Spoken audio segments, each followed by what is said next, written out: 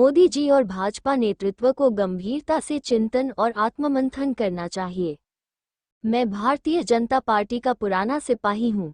Delhi NCR में सामाजिक, धार्मिक एवं शैक्षणिक संस्थाओं में अनेकों उच्च महत्वपूर्ण पदों पर कार्यरत हूँ। इसीलिए मैंने अपनी बात रखी है। अब समय आ गया है कि मोदी जी और भाजपा नेतृत्व को गंभीरता से आत्ममंथन करना चाहिए कि देश और समाज में जात पात को छोड़कर बढ़ते तनाव और वैमनस्य को कैसे रोका जाए। हम पहले हिंदू हैं और सबको साथ लेकर चलना ही हमारी सबसे बड़ी ताकत है।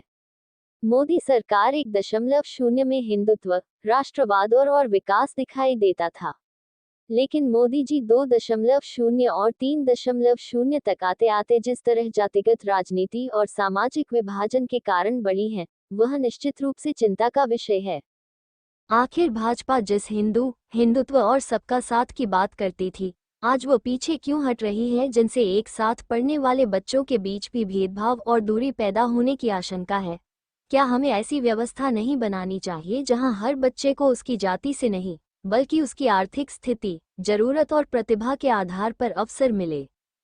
पिछले 80 वर्षों में सामान्य वर्ग के लोगों ने भी अपने टैक्स और विभिन्न रूपों में देश के विकास में योगदान दिया है और गरीब व जरूरतमंद लोगों की सहायता करते आए हैं। सामान्य वर्ग का हर व्यक्ति अमीर नहीं है।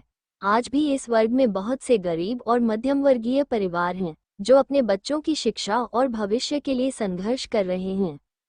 आरक्षण का मूल उद्देश्य सामाजिक और शैक्षणिक योग्यता के रूप में पिछड़े तथा जरूरतमंद लोगों को अवसर देना था।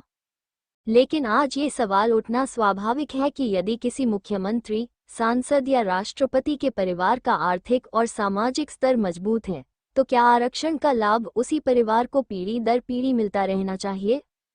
क्या अब समय नहीं आ गया कि आरक्षण और सामाजिक न्याय की नीति की निष्पक्ष समीक्षा हो और इसका वास्तविक लाभ गरीब और जरूरतमंद व्यक्ति को मिले, चाहे वो किसी भी जाति का हो? गरीबी किसी भी जाति के व्यक्ति के घर आ सकती है।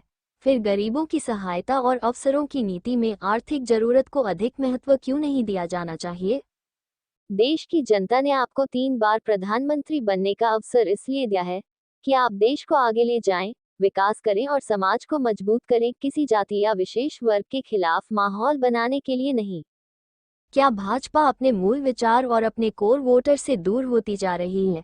क्या बाहर से आए कुछ लोग पार्टी की मूल विचारधारा और नीतियों को प्रभावित कर रहे हैं? क्या पार्टी अपने ही समर्थकों की भावनाओं को समझ नहीं पा रही है, या फिर पार्टी का रास्ता कहीं भटक गया है? यूजीसी, SC/ST एक्ट और जातिगत नीतियों से जुड़े लगातार उठ रहे मुद्दों पर भी गंभीर और निष्पक्ष समीक्षा की आवश्यकता है। यदि इन विषयों के कारण समाज में विभाजन और वैमनस्य बढ़ता रहा, तो इसका राजनीतिक नुकसान भाजपा को ही उठाना पड़ सकता है। कांग्रेस को सत्ता से हटाने के लिए जनता ने भाजपा और मोदी जी पर विश्वास किया था। यदि भाजपा अपने मूल मुद्दों और अपने समर्थकों की भावनाओं से दूर होती गई, तो भविष्य में जनता का भरोसा उठ सकता है।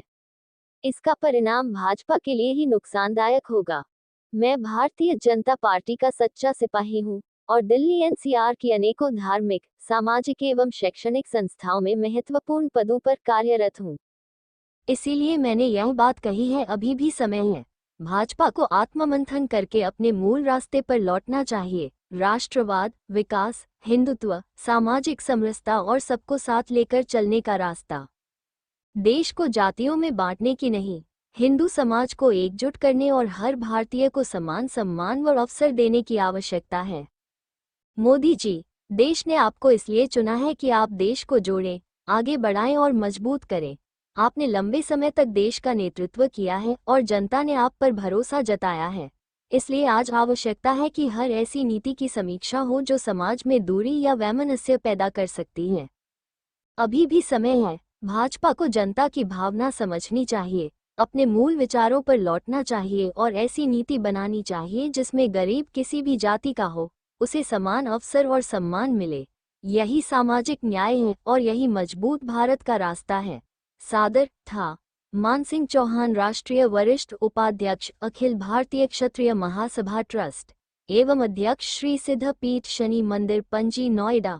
द पाखी नज़र से ब्रिजपाल सिंह परमार की ये खास रिपोर्ट।